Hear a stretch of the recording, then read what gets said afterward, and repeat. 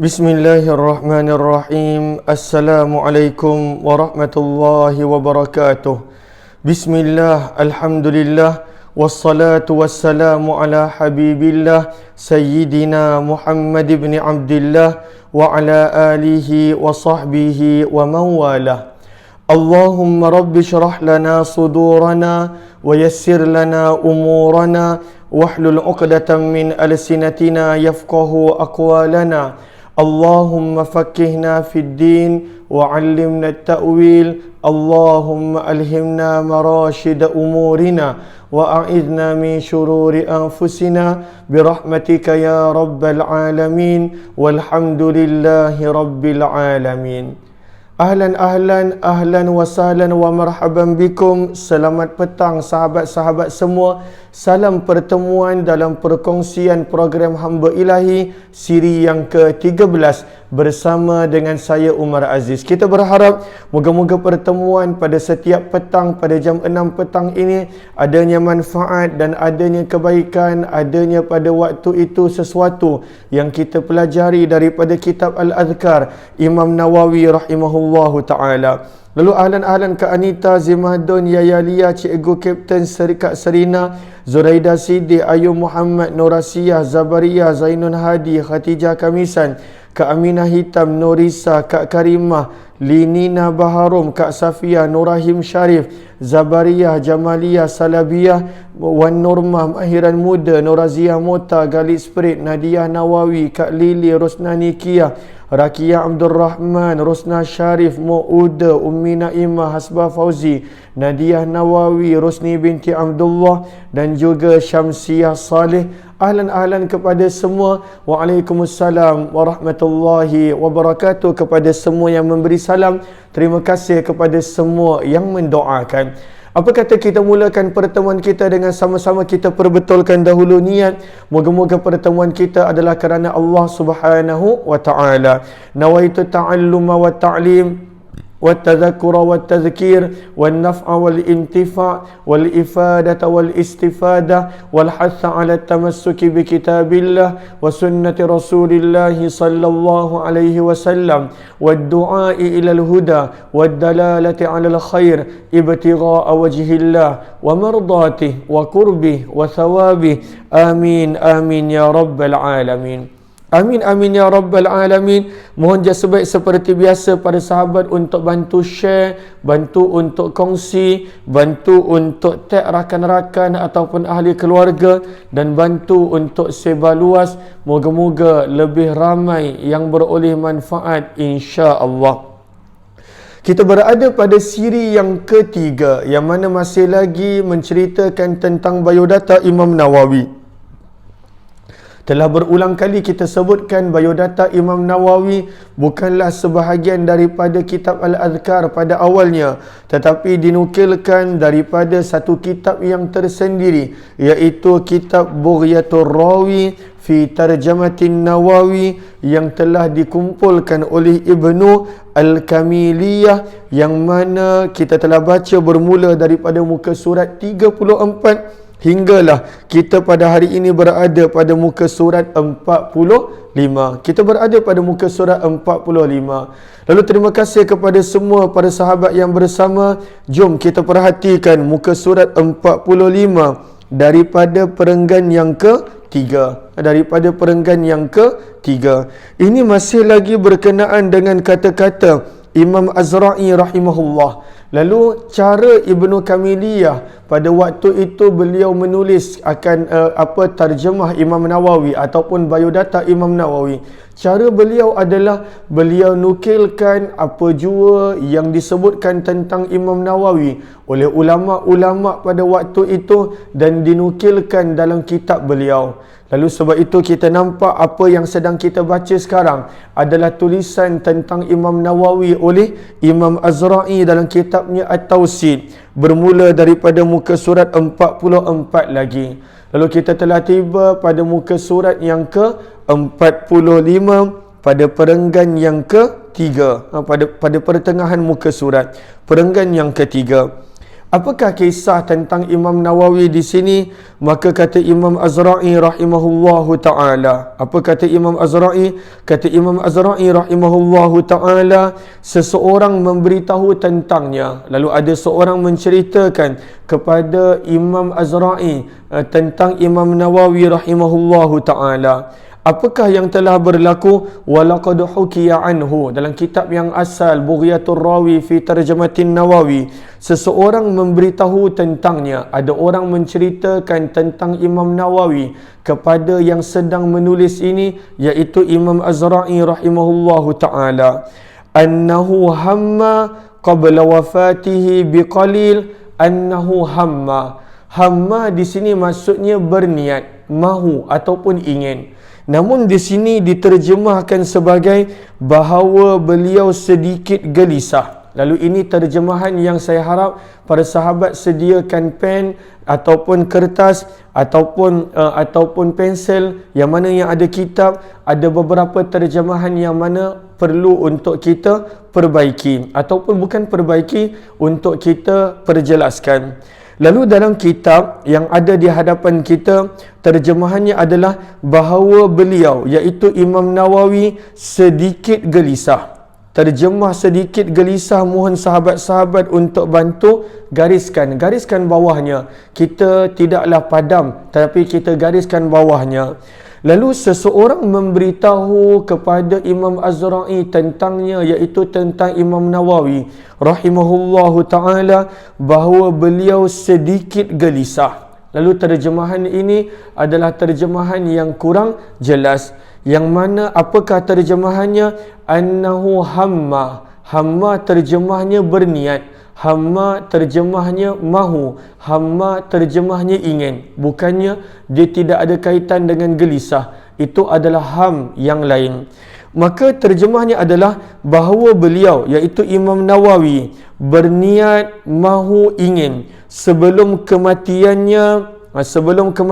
dia dengan menulis ini, gariskan, kerana dalam bahasa Arab disebut bi ghasli ar-rawdah. Ghasal maksudnya adalah al-mahwu ataupun padam. Lalu dengan menulis, kena betulkan di situ, ataupun dengan memperbaiki penulisan kitab ar-rawdah. Lalu Imam Nawawi sebelum mana beliau meninggal dunia, beliau ada beberapa karangan beliau yang mana beliau ingin untuk perbaiki ataupun untuk beliau tambahkan catatan. Masya Allah, bayangkan ketika mana sebelum meninggal dunia, itu yang masih lagi menjadi keutamaan dia, menulis tentang kitab dan juga buku. Ini adalah keadaan Imam Nawawi rahimahullah. Lalu Imam Azra'i berkata, ada orang yang menceritakan kepadanya bahawa beliau, iaitu Imam Nawawi, berniat, mahu, ingin sebelum kematian dia dengan, sampai situ betul, menulis itu gariskan, lalu betulkan dengan catatan beliau kematiannya dengan memperbaiki penulisan kitab Ar-Rawdah, seperti mana beliau telah memperbaiki sekitar 1000 buku tulis beserta ulasannya. Lalu di sini ada beberapa yang perlu ditambah dengan menulis, itu tambah dengan memperbaiki penulisan. Kitab Ar-Rawdah, seperti mana beliau telah memperbaiki penulisan sekitar 1000 buku tulis. Lalu benda biasa yang mana ketika mana seseorang itu menulis, ada benda yang mana dia nak perbaiki, dia nak tambah, dia nak perjelaskan catatan. Sebab itulah disebutkan di sini, walaqad hukiya anhu rahimahullahu ta'ala annahu hamma, beliau berniat, mahu, ingin, qabla wafatihi, sebelum beliau meninggal dunia, biqalil, sebelum, bi ghaslir rawdah, untuk memperbaiki penulisan Rawdah, salah satu kitab beliau. Kama, seperti mana, ghasala, Imam Nawawi telah memperbaiki penulisan nahwa alfi kurrasah min ta'liqatihi, hampir 1000 penulisan daripada ta'liq beliau. Maka di sini itu maksud dia. Cumanya di sini penterjemah pada waktu itu menyebut sesuatu yang berbeza. Maka sebab itu lagi sekali kita tengok seseorang memberitahu kepada Imam Azra'i tentang Imam Nawawi bahawa beliau berniat sebelum kematiannya dengan memperbaiki penulisan kitab Ar-Rawdah, seperti mana beliau telah memperbaiki penulisan sekitar 1000 buku tulis beserta dengan ulasannya. Maka daripada sini pengajarannya adalah Imam Nawawi sebelum meninggal dunia, yang beliau fikir, yang beliau risau adalah berkaitan dengan kitab, berkaitan dengan tasnif, berkaitan tentang kitab beliau. Ini adalah keadaan Imam Nawawi. Kita ketika mana nak meninggal dunia, apakah kerisauan kita? Yang beliau fikirkan pada waktu itu adalah kitab beliau. Maka ketika mana dia nak perbaiki kitab beliau, maka si fulan berkata kepada beliau, di sini pun terjemahannya kena perbetulkan pada baris yang keempat, yang mana pada waktu itu bahasa Arabnya berbunyi qad sarat bihar rukban. Ada orang beritahu kepadanya bahawa kafilah telah bergerak. Buku yang Imam Nawawi tulis dengan tangan, maka pada waktu itu telah diserahkan kepada kafilah untuk dicetak ataupun pada waktu itu untuk dibukukan. Kerana beliau meninggal dunia di Nawa, maka pada waktu itu buku itu, kerana para anak muridnya sangka telah siap, maka telah dihantar ke kota, telah dihantar ke bandar, telah dihantar untuk urusan pembukuan. Maka bila dia kata ada benda yang dia nak perbaiki dalam kitab Ar-Rawdahnya, maka ada orang telah berkata kepadanya, dalam buku ditulis telah tiba ke penghujung pendakian. Ini terjemahan yang mana kurang jelas, yang mana terjemahan yang sebenar adalah qad sarat bihar rukban, kafilah telah membawanya pergi. Beliau menjawab, ada beberapa perkara tentangnya dalam diriku. Maksudnya ada benda yang dia nak tambah. Itulah sampai ke hujung kehidupan Imam Nawawi, yang mana Imam Nawawi pada waktu itu masih memikirkan tentang penulisan tentang kitab beliau. Sebab itulah beliau berkata, ada lagi beberapa perkara tentangnya, perlu tambah di sini tentang buku tersebut dalam diriku, yang mana beliau ingin tambah, beliau ingin perbaiki. Inilah keadaan Imam Nawawi rahimahullahu ta'ala. Seterusnya, perenggan seterusnya pun ada beberapa perkataan yang perlu diperbetulkan. Maka di sini kata Imam Azra'i, beliau iaitu Imam Nawawi tidak bersetuju. Tidak bersetuju itu terjemah yang kurang tepat, yang mana terjemahnya adalah tidak sempat, yang mana dalam bahasa Arabnya walam tattafiq lahu muraja'atuha, dan beliau tidak sempat untuk penyemakan dan penyebaran. Lalu terjemahan bersetuju itu mohon gariskan dan kemudian tukar kepada tulis atasnya sempat. Lalu Imam Nawawi, beliau tidak sempat untuk penyemakan kitab Ar-Rawdah yang disebutkan pada perenggan sebelum ini dan penulisannya, maksudnya untuk memperbaikinya. Tetapi kematian telah menyerangnya sebelum sampai usia beliau 50 tahun. Beliau meninggal dunia pada waktu dan usia yang muda. Sebab itu kata Imam Azra'i di hujung penulisan, moga Allah meridainya dan sekalian hamba-Nya yang salih. Sesungguhnya beliau, iaitu Imam Nawawi, merupakan sahabat yang aku percaya dalam bermazhab. Penulisan Imam Nawawi memberi pemahaman. Pengucapan Imam Nawawi adalah jelas, kaedahnya adalah berterusan, dan doanya adalah bermanfaat. Maka ini adalah tentang kata-kata Imam Azra'i terhadap Imam Nawawi rahimahullahu ta'ala. Kemudian Imam Azra'i menuliskan yang beliau bermimpi tentang Imam Nawawi. Maka di sini diterjemahkan, kemudian beliau, iaitu Imam Azra'i, menceritakan mimpinya yang panjang. Dalam mimpi tersebut, maka kata Imam Azra'i, Syekh, iaitu Imam Nawawi, ketika mana beliau telah meninggal dunia, Syekh, iaitu Imam Nawawi, telah bersama dengan 2 orang lelaki. Sebaik sahaja aku mendekati mereka, mereka menoleh ke arahku.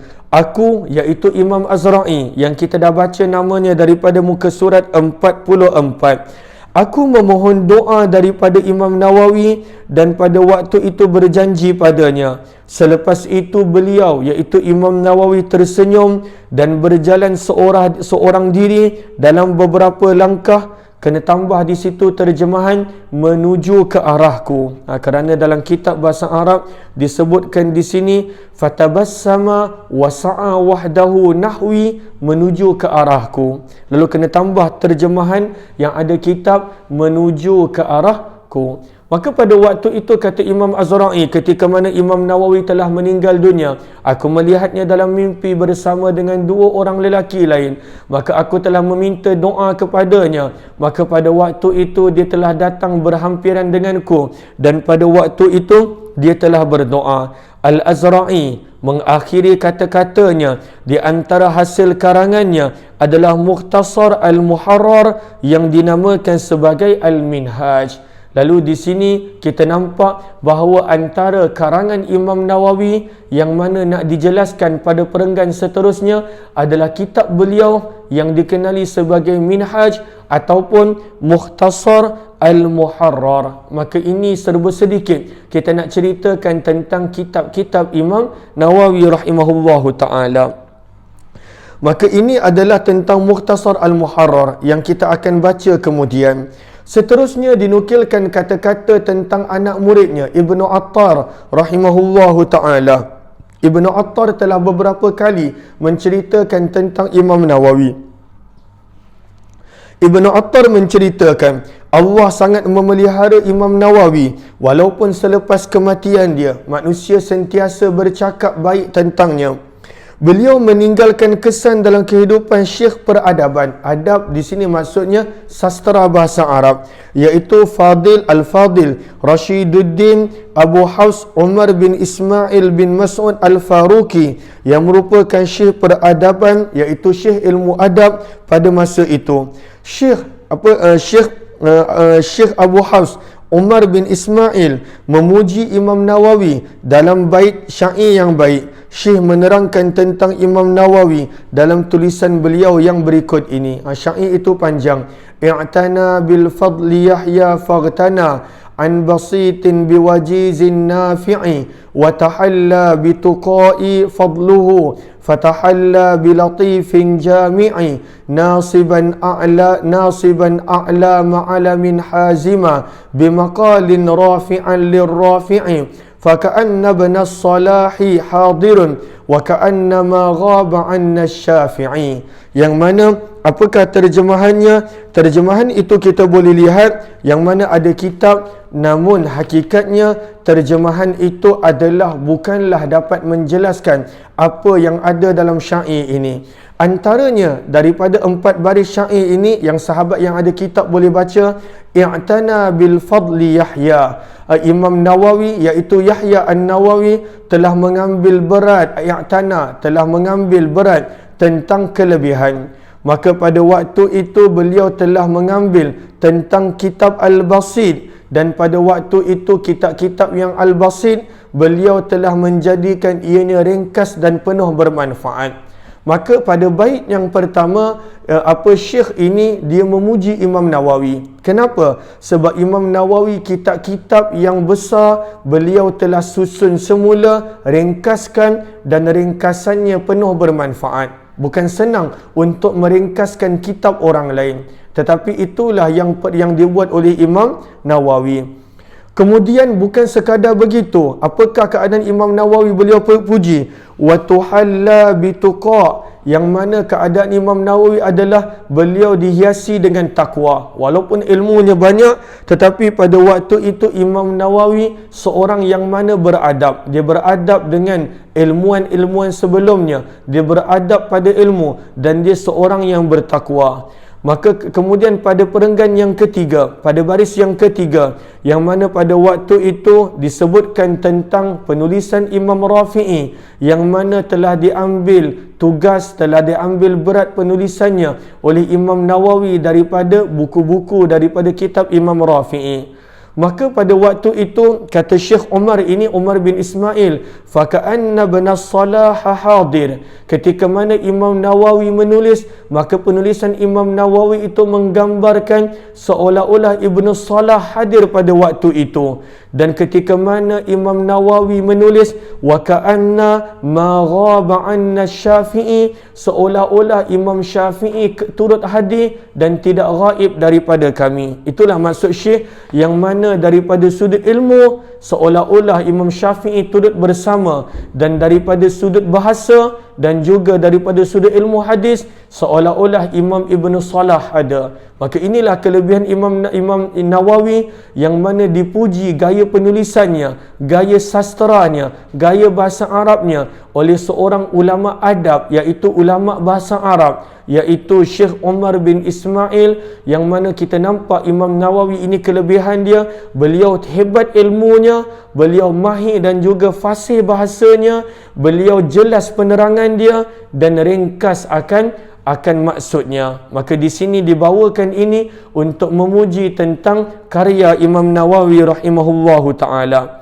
Begitu juga pada muka surat 46, Syekh Nahu yang terkenal dalam perhujahan Arab, Abu Abdullah Muhammad bin Abdullah bin Malik Al-Jayyani memberitahuku, iaitu memberitahu Ibnu Attar selepas beliau membaca Al-Minhaj. Lalu ada seorang lagi ulama Nahu, dia pernah baca karya Imam Nawawi. Apa beliau kata ketika mana membaca karya Imam Nawawi? Demi Allah, kalaulah aku jumpa apa yang aku rancang dalam urusanku. Maksudnya, kalaulah aku dapat baca lebih awal daripada ini, kitab Al-Minhaj ini, pasti aku akan menjaganya. Terjemah menjaga ini adalah terjemah lafzi, tetapi maksudnya adalah menghafalnya. La hafiztuhu, pasti aku akan menghafalnya. Kerana penulisan Imam Nawawi sangat menjaga tentang bahasa Arab, dan juga sangat hebat dia punya nahu dan juga dia punya gaya penulisan bahasa Arabnya. Sebab itu seorang ulama nahu berkata, kalaulah aku dapat baca lebih awal kitab Minhaj ini, la hafiztuhu, nescaya aku akan menghafalnya. Syekh memuji ringkasan beliau yang cantik dan lafaz beliau yang menarik. Ini adalah kelebihan Imam Nawawi, seorang yang mana menghabiskan masa beliau dalam penulisan, dan ketika mana beliau meringkaskan kitab-kitab ulama yang sebelumnya, pada waktu itu beliau masih dan tetap juga pada waktu itu mendapat pujian atas usaha beliau. Seterusnya, Syekh Sirajuddin Ibnu Mulakin rahimahullah bercerita, beliau selesai menulis Al-Minhaj pada hari Khamis 19 Ramadan tahun 667. Begitulah yang aku lihat di akhir kandungan tersebut. Lalu ini kitab Minhaj yang mana?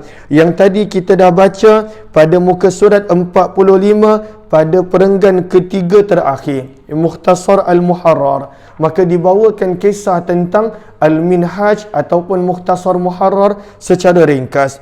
Maka bilakah Imam Nawawi selesai tulis kitab ini? Pada bulan Ramadan, pada 19 Ramadan tahun 667 Hijrah. Kalau sahabat-sahabat masih ingat, bilakah telah selesai penulisan kitab Al-Azkar?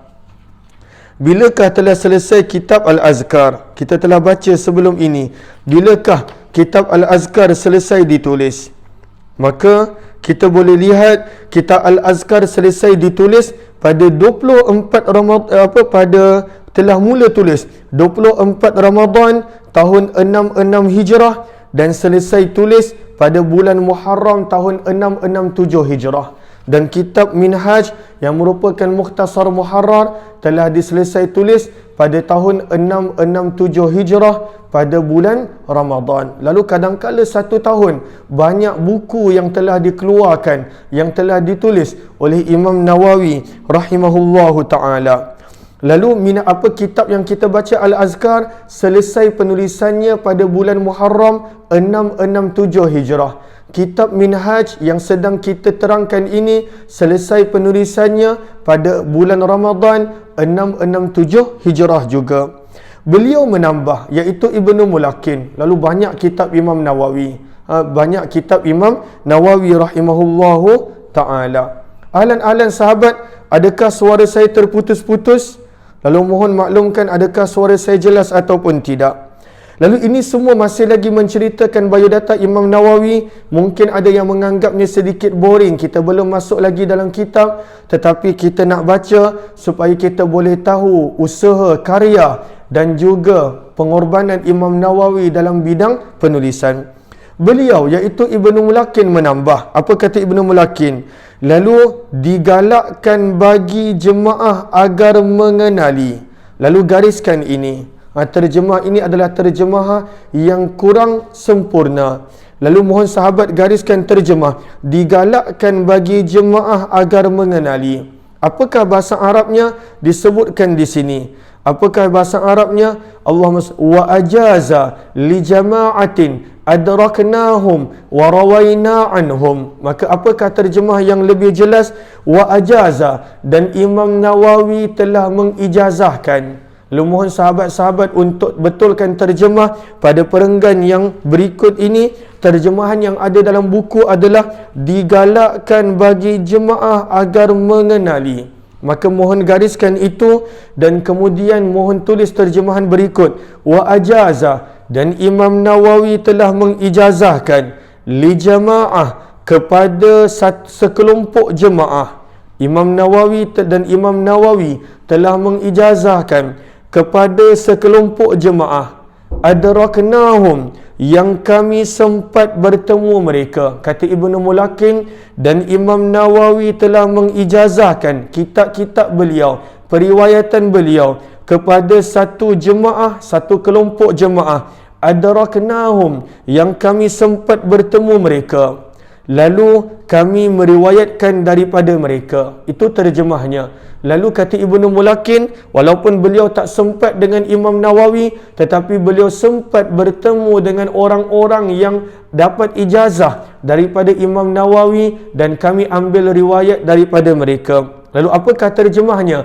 Wa ajaza, dan Imam Nawawi telah mengijazahkan periwayatan kitab beliau kepada satu kelompok jemaah yang kami sempat bertemu mereka, lalu kami meriwayatkan daripada mereka. Maka itu adalah terjemahnya. Di antara orang yang sempat bertemu dengan Imam Nawawi, yang kami sempat bertemu dengannya lalu kami ambil riwayat daripadanya, kata Ibnu Mulakin, adalah Al-Musnid Syihabuddin Ahmad Al-Maghribi rahimahullahu ta'ala. Maka ini adalah kata-kata Ibnu Mulakin tentang Imam Nawawi rahimahullahu ta'ala. Seterusnya, perenggan seterusnya, antara hasil karangan Imam Nawawi adalah kitab Al-Majmu', yang mana Majmu' ini adalah pada syarah Muhazzab. Muhazzab adalah satu nama kitab yang lain oleh Abu Ishaq Asy-Syirazi, Muhazzab. Imam Nawawi telah menulis satu kitab menerangkan, mensyarahkan tentang Muhazzab. Itulah dikenali dengan kitab Al-Majmu'. Namun beliau tidak sempat habis. Beliau hanya sempat tulis sehingga bab Al-Musarrah, mim sad ra alif dengan ta marbutah. Musarrah. Apakah maksud musarrah? Ianya adalah satu perbincangan dalam fiqh. Lalu musarrah, mim sad ra alif dengan ta marbutah. Buku ini ditulis pada awalnya, tetapi beliau tidak sempurnakan kerana beliau meninggal dunia awal. Karangan lain Imam Nawawi adalah seperti Syarah At-Tanbih, Al-Wasil, Al-Bukhari, Sunan Abi Daud, kebanyakan petikan daripada At-Tahzib lil Asma' Al-Lughat, dan petikan dalam bentuk draft bagi kitab Tabaqatul Fuqaha. Selain itu banyak lagi draft-draft yang lain. Lalu Imam Nawawi ini sangat-sangat hebat, Masya Allah ilmu beliau. Kadangkala pada satu masa banyak kitab yang beliau tulis. Lalu inilah antara kitab beliau yang mana tidak sempat habis. Antaranya adalah Majmu' yang menerangkan, mensyarahkan kitab Muhazzab. Antaranya beliau ada juga tulis untuk syarah Bukhari. Beliau tak sempat habis. Yang beliau sempat tulis adalah syarah Sahih Muslim. Kemudian ada juga syarahan untuk Sunan Abi Daud yang mana beliau tidak sempat habis. Lalu Ibnu Attar menceritakan, lalu kita mungkin sangka ini sahaja. Ibnu Attar kata tidak. Ketika mana guru dia nak meninggal dunia, banyak lagi tulisan Imam Nawawi yang tak sempat dicetak. Lalu Imam Nawawi ni satu-satu masa terlalu banyak buku dia tulis. Dia bukan tulis hanya satu buku, tidak. Kadang-kadang dia tulis ini, dia tulis ini. Kalaulah kita perasan penulisan Imam Nawawi, maka seolah-olah sebelum beliau tulis, beliau telah tahu apa nak tulis. Beliau habiskan masanya untuk penulisan. Sebab itu kita telah baca pada perenggan pertama, muka surat 45, beliau tulis sehinggakan ketika mana tangannya letih, maka pada waktu itu beliau akan bersyair dan juga bernasyid. Maka ini adalah yang kita nampak daripada Allahumma salli ala Sayyidina Muhammad, yang kita nampak pada waktu itu berkenaan tentang Imam Nawawi rahimahullahu ta'ala. Maka ada beberapa yang mana tidak sempat beliau tulis. Ini baru sebahagian kita baca. Majmu', contohnya Syarah Sunan Abi Daud, Syarah Bukhari. Kejap lagi kita akan baca anak murid dia kata sebenarnya banyak lagi tulisan Imam Nawawi yang tidak sempat disebarkan ataupun tidak sempat untuk ditabak, iaitu dicetak. Ibnu Attar menceritakan, beliau berulang kali menyuruhku meniru. Terjemah meniru itu adalah gariskan. Kurang tepat terjemahan meniru, kerana dalam bahasa Arabnya adalah pada waktu itu Allah SWT Muhammad bitatabbu', mencari ataupun menguruskan. Maka kata anak murid Imam Nawawi Ibnu Attar, Imam Nawawi berulang kali menyuruhku mencari ataupun menguruskan. Gariskan terjemah meniru dan tukarkan atasnya, tulis atasnya mencari dan menguruskan. Lalu kata Ibnu Attar, Imam Nawawi selalu cakap, wahai Ibnu Attar, uruskanlah buku-bukuku, penulisanku, kitab-kitabku, cari. Yang mana berapakah buku yang beliau tulis yang mana tidak sempat untuk sama ada dihabiskan ataupun untuk dicetak, lebih kurang 1000 buku. Al-Qurrasah, 1000 buku. Yang mana mungkin Imam Nawawi tulis dalam keadaan ringkas, yang mana beliau tulis dalam bentuk nota, beliau tulis yang mana beliau belum sempat untuk semak, untuk tasmik. Ada berapa buku? Kalau kita nampak di sini kata Ibnu Attar, nahwi alfi qurrasah, ada 1000. Nak tunjuk tangan 1000 pun tak tahu. Ada 1000 buku yang mana Imam Nawawi punya tulisan yang mana tidak sempat pada waktu itu untuk disemak dan juga pada waktu itu tidak sempat untuk ditabak, iaitu dicetak. Kata Ibnu Attar rahimahullah.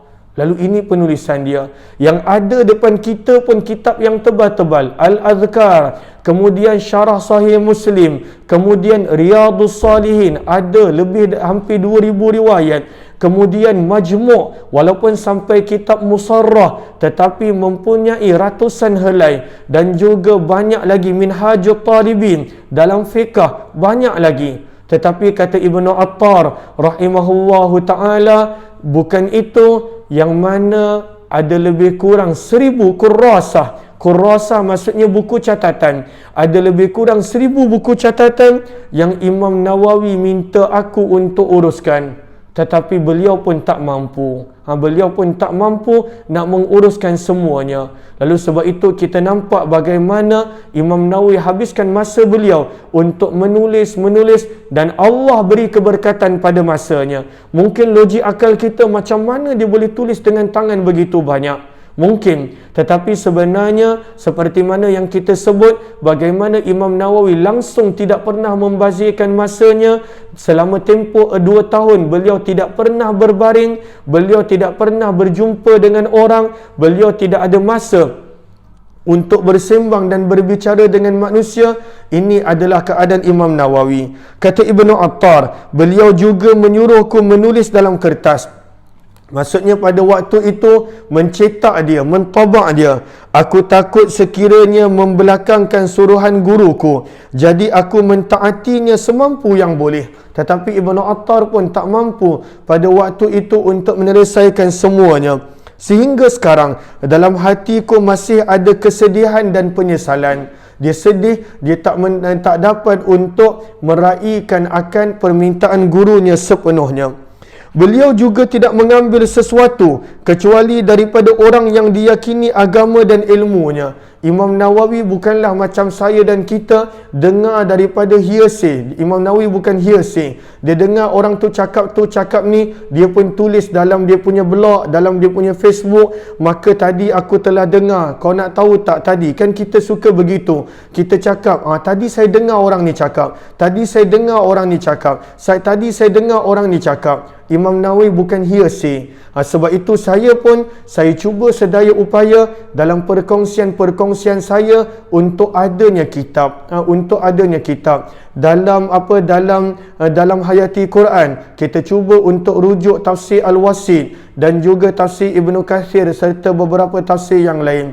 Dalam perkongsian 9 pagi kita cuba untuk rujuk akan Asy-Syama'ilul Muhammadiyah dan juga syarahnya Al-Mawahibul Ladunniyah. Dan kemudian pada waktu petang kita cuba untuk rujuk kitab Al-Azkar, adanya rujukan. Lalu Imam Nawawi dia tidak suka untuk hearsay, sebab itu saya pun usaha pada setiap apa yang saya kongsikan adanya rujukan. Lalu walaupun sedikit boring, kena dengar. Kalau orang ada kitab dia seronok, kalau dia tak ada kitab dia mungkin pada waktu itu rasa beban kerana dia tak faham apa yang pada waktu itu diungkapkan. Namun sebab itulah kita nampak Imam Nawawi, kata Ibnu Attar, Imam Nawawi dia tak ambil kata-kata daripada sesiapa kecuali daripada orang yang dipercaya dan diyakin pada agama dan diri orang tersebut. Ini adalah keadaan Imam Nawawi. Lalu macam mana kita nak belajar macam tu? Kita ambil daripada kitab, kita belajar daripada kitab, berpandukan kepada kitab-kitab yang muktabar. Seterusnya, Allahumma salli ala Sayyidina Muhammad. Beliau dan tiada diperoleh daripada pembacaan atau sesuatu yang bermanfaat.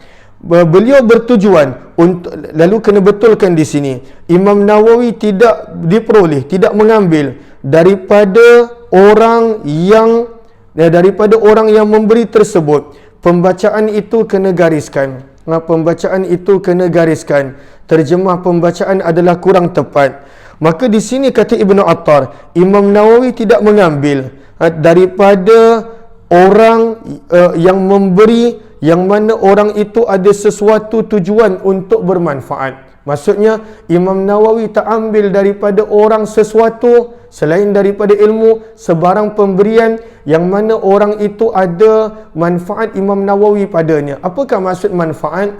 Kena faham waraknya ulama-ulama yang terdahulu. Kalaulah contohnya orang itu ada sebarang hutang contoh, maka dia tak akan ambil apa-apa pemberian. Sebab orang itu dia ada hutang, maka pemberian hadiah apa dia tidak ambil. Sama juga macam Imam Nawawi. Imam Nawawi tak akan ambil apa-apa daripada orang lain. Kenapa? Sebab itu Ibnu Attar menyebut beliau bertujuan untuk keluar daripada hadis Al-Qaus. Apakah Qaus? Maksudnya busur panah dan juga anak panah. Apakah hadis Al-Qaus? Yang mana hadis yang mana seorang sahabat Nabi SAW dia mengajar Al-Quran. Dia mengajar Al-Quran. Maka ketika mana dia mengajar Al-Quran, orang yang dia ajar tersebut telah berikan kepadanya busur panah sebagai hadiah. Maka sahabat ini, saya lupa nama sahabat ini apa, sama ada Abu Ubaidah Ibn Al-Jarrah ataupun Huzaifah Ibn Al-Yaman, wallahu alam, saya lupa nama tersebut. Maka pada waktu itu sahabat ini jumpa dengan Nabi dan diceritakan kepada Nabi SAW dia dapat hadiah busur panah kerana dia telah mengajar orang tersebut Al-Quran. Maka Nabi SAW bersabda, itu adalah busur panah daripada neraka. Walaupun sebenarnya harus untuk mengambil upah daripada Al-Quran, ini adalah teguran Nabi. Maka pada waktu itu Imam Nawawi berpegang kepada itu. Beliau tak ambil apa-apa daripada orang yang ambil manfaat daripadanya. Beliau tak ambil apa-apa. Ada anak murid dia, beliau tak akan ambil apa-apa. Ada orang yang pada waktu itu ambil ilmu daripadanya, orang tu nak bagi hadiah. Itu maksud beliau tidak ambil apa-apa daripada orang yang mengambil manfaat. Itu maksud dia. Maksudnya, kalaulah seseorang itu ambil sebarang ilmu daripadanya, manfaat daripadanya, ataupun pada waktu itu orang itu ada berhutang dengan Imam Nawawi dan sebagainya, Imam Nawawi tak akan ambil apa-apa daripada orang tersebut bertujuan untuk keluar daripada hadis Al-Qaus, iaitu hadis anak panah, yang mana Nabi tegur kepada sahabat tersebut, engkau telah mengambil anak panah daripada api neraka. Maka inilah yang kita nampak berkenaan tentang Imam Nawawi. Sebab itu dia tak ambil gajinya, dia tak ambil hadiah daripada sesiapa. Saya pernah lihat ini daripada salah seorang guru saya, yang mana beliau ketika mana anak murid dia beliau mengajar, tawaduknya, waraknya, dahlah dia mengajar percuma tanpa sebarang yuran. Pada waktu itu beliau tak ambil apa-apa. Tak ambil apa-apa. Dan kalaulah diberikan, beliau akan pulangkan semula. Lalu ini adalah orang-orang yang ikhlas kerana Allah. Saya masih lagi jauh daripada itu, namun moga Allah mengurniakan kepada kita keikhlasan. Seterusnya, kata Imam Nawawi, kata Ibnu Attar rahimahullahu ta'ala, mungkin beliau melihat pengembangan ilmu ditentukan dengan redha Allah serta kesabaran yang ada pada dirinya. Kata Ibnu Attar, mungkin Imam Nawawi tak nak ambil apa-apa daripada anak muridnya, daripada orang yang ambil manfaat daripada ilmunya, kerana Imam Nawawi berpegang redha Allah dan juga sabar pada apa jua kesusahan yang ada pada dirinya. Bahkan tidak harus mengambil ganjaran untuk sesuatu perkara di dunia sahaja, tetapi Imam Nawawi mengutamakan ganjaran di akhirat kelak, seperti mengubah kezaliman kepada kemaafan. Contohnya, orang yang dizalimi, maka pada waktu itu dimaafkan kerana nak mendapat ganjaran akhirat. Ini adalah keadaan Imam Nawawi yang diceritakan oleh Ibnu Attar. Beliau tak ambil apa-apa daripada orang yang beroleh manfaat daripadanya. Az-Zahabi menegaskan, Syekh Burhanuddin Al-Iskandarani berazam untuk berbuka puasa bersama Imam Nawawi pada bulan Ramadan. Salah seorang ulama nak ajak Imam Nawawi berbuka puasa kat rumah dia. Lantas Imam Nawawi berkata, aku akan menyediakan, gariskan di sini, aku akan menyediakan. Allahumma salli ala Sayyidina Muhammad. Maka apa kata Imam Nawawi? Aku akan menyediakan makanan dan kita berbuka puasa bersama. Ada orang nak ajak Imam Nawawi makan, pun Imam Nawawi tak terima. Dia kata, ahdur, aku akan bawa makanan, kita makan dengan makan yang bersama. Tetapi bayangkanlah makanan apa yang Imam Nawawi makan. Kita telah belajar, rotinya pun dibuat daripada kampungnya. Dia tak makan buah-buahan. Lalu ini keadaan Imam Nawawi, dia tak ambil apa-apa daripada hadiah orang lain. Dia tak ambil. Sebab itu sahabat-sahabat, kalaulah dalam kehidupan kita jumpa dengan orang yang tak ambil hadiah, maka kadang-kadang kena hargai. Kerana bukan senang untuk orang yang tidak terima hadiah. Kadang-kadang ada orang yang begitu, yang mana salah seorang guru saya ketika mana belajar di Yaman begitu. Saya belajar 3 tahun dengan beliau, percuma dan percuma. Belajar dengan beliau kitab Minhajut Talibin, yang mana kitab Imam Nawawi dalam fiqh. Belajar dengan beliau beberapa kitab yang lain, percuma. 3 tahun percuma. 3 tahun. Dan bila diberi hadiah, beliau tidak mahu untuk terima. Masih ada lagi dengan izin Allah orang-orang yang ikhlas seperti ini. Moga Allah menjadikan saya dan kita seperti mereka. Abu Hassan pula menambah, kami bertiga pernah berbuka puasa bersama dengan Imam Nawawi dengan 2 jenis makanan dan lebih. Tetapi Syekh tidak melakukan sedemikian. Imam Nawawi, kalaulah ada banyak makanan, beliau tidak makan. Malahan menyeru kepada kebaikan dan mencegah kepada kemungkaran secara berterusan. Imam Nawawi berterusan mengajak kepada kebaikan dan juga mencegah kemungkaran. Kemudian terjemah jika itu gariskan, tukar kepada tidak. Imam Nawawi tidak takut celaan daripada, tambah di situ perkataan manusia. Imam Nawawi tidak takut celaan daripada manusia kerana Allah. Beliau tak takut orang mengata buruk tentangnya. Beliau tidak takut celaan manusia apabila beliau buat sesuatu kerana Allah. Imam Nawawi juga berhadapan dengan raja dan pemerintah yang ingkar. Maka pada waktu itu dia jumpa raja. Dia tak takut berhadapan dengan penguasa. Dan sekiranya beliau tidak sempat menghadap raja, beliau akan mengutus surat menegur dan memberi nasihat kepada raja. Ibnu Attar berkata, yang ini kita akan sambung kemudian insya-Allah. Lalu inilah kata-kata anak murid dan juga para ulama tentang Imam Nawawi rahimahullahu taala. Lagi kita kenal Imam Nawawi, lagi kita rasa kagum dengan ikhlasnya beliau, lagi kita kagum dengan waraknya beliau, lagi kita kagum dengan ilmunya beliau, lagi kita kagum dengan penulisan beliau yang sangat banyak dan sangat bermanfaat, lagi kita kagum dengan ikhlasnya beliau. Moga daripada banyak-banyak sifat beliau ini ada cebisan kecil yang kita boleh bawa dalam kehidupan kita. Sahabat-sahabat, di sini saya ada satu pengumuman. Apakah pengumuman dia? Insya-Allah pada cuti umum 12 hari bulan ini kita akan tambah pembacaan kitab Al-Azkar pada jam kerana cuti umum hari Jumaat itu pada jam 9 hingga 12. Pada jam 9 hingga 12 dengan izin Allah. Lalu bukan saya yang akan kongsikan, cuma para sahabat catat. Kita usahakan untuk tambah 12 hari bulan 10, 12 hari bulan 2, 13 hari bulan 2 dan 14 hari bulan 2 kerana pada waktu itu adalah cuti umum. Lalu akan ada perkongsian yang setakat ini dah confirm adalah Al-Fadhil Ustaz Haryanto Rizal. Kenapa? Sebab beliau pada waktu itu pernah mengajar kita Al-Azkar di TV Al-Hijrah. Lalu kita akan ambil perkongsian sedikit daripada Al-Fadhil Ustaz Haryanto Rizal pada hari Jumaat dan juga dengan Al-Fadhil Ustaz Ahmad Faiz Al-Fatih. Ini adalah orang-orang yang memang mengajar kita Al-Azkar. Lalu setkan tarikh sahabat-sahabat selain jam 6 petang yang memang kita akan istiqamahkan untuk beberapa hari ini. Yang confirm baru 12 hari bulan, saya sedang cuba mengaturkan untuk untuk 13 dan 14 juga Sabtu dan Ahad kerana itu adalah cuti umum. Pada waktu itu untuk perkongsian jam 9 hingga 12. Hanya 3 jam tambahan. Lalu kalaulah ada kata kenapa tiba-tiba bertambah daripada kenapa bertambah kelas, saya tak tahu, saya beritahu.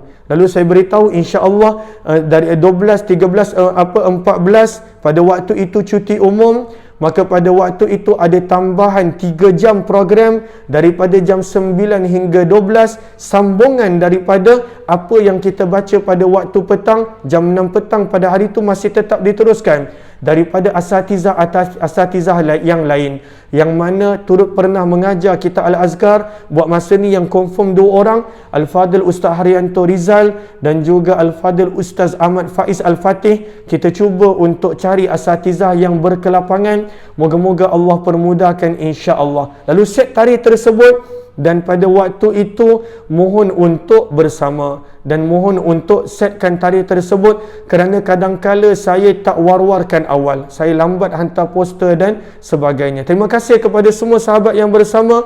Moga-moga pertemuan ini bermanfaat. Jumpa lagi pada pertemuan yang lain. Wabillahi taufiq wal hidayah. Assalamualaikum warahmatullahi wabarakatuh. Jazakumullahu khairah. Terima kasih semua.